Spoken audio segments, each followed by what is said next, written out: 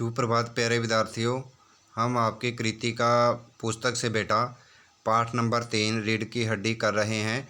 तो 2 दिन में हमने पाठ रीड किया है बेटा, ठीक है। तो आज हम उसके क्वेश्चन आंसर स्टार्ट करते हैं, ठीक है। तो आपने ध्यान से समझने हैं और सुंदर सुंदर राइटिंग में आपकी फिर नोटबुक पे राइट करने हैं बेटा, ठीक है। तो फर्स्ट क्वेश्चन देखते हैं। रामस्वरूप और गोपाल प्रसाद बात बात पर एक हमारा ज़माना था कहकर अपने समय की तुलना वर्तमान से करते हैं।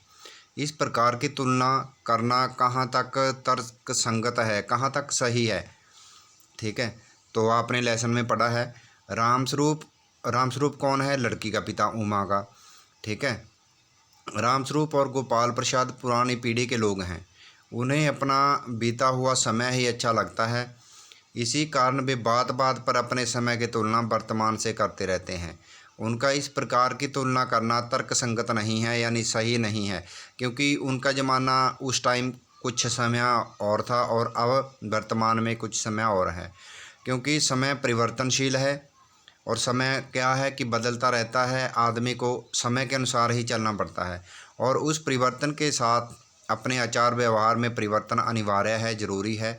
यदि यह परिवर्तन न होगा तो जीवन जड़ हो जाएगा, ठीक है। तो जीवन आगे नहीं बढ़ पाएगा।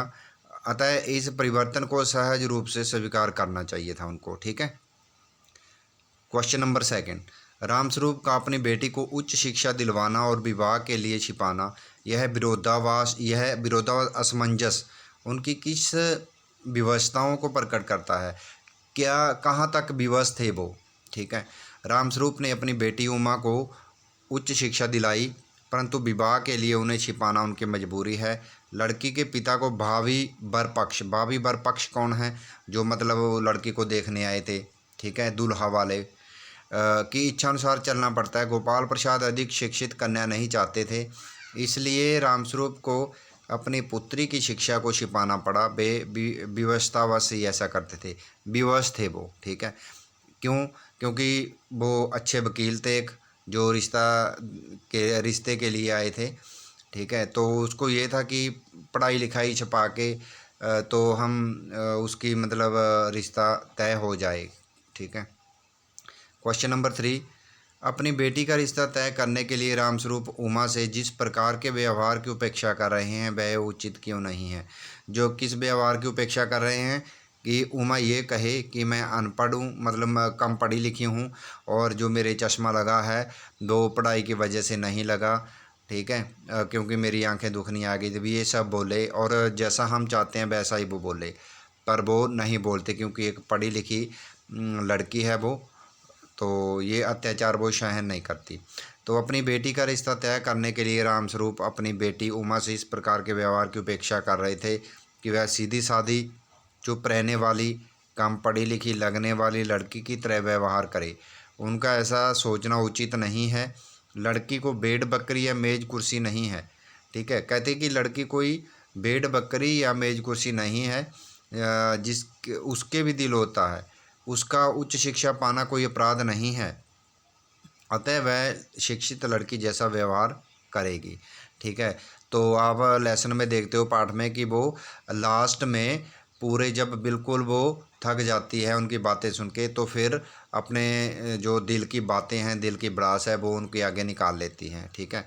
तो क्वेश्चन नंबर 4 है बेटा। गोपाल प्रसाद विवाह को बिजनेस मानते हैं और रामस्वरूप अपनी बेटी की उच्च शिक्षा छिपाते हैं। क्या आप मानते हैं कि दोनों ही समान रूप से अपराधी हैं? अपने विचार लिखें। आपको पता होना चाहिए कि दोनों ही अपराधी हैं, ठीक है, क्योंकि वो उच्च शिक्षा छिपाते हैं और वो लड़के का पिता है जो वो ये चाहता है कि लड़की कम पढ़ी लिखी हो। तो आंसर बेटा, हमारे विचार से गोपाल प्रसाद और रामस्वरूप दोनों ही समान रूप से अपराधी हैं, ठीक है।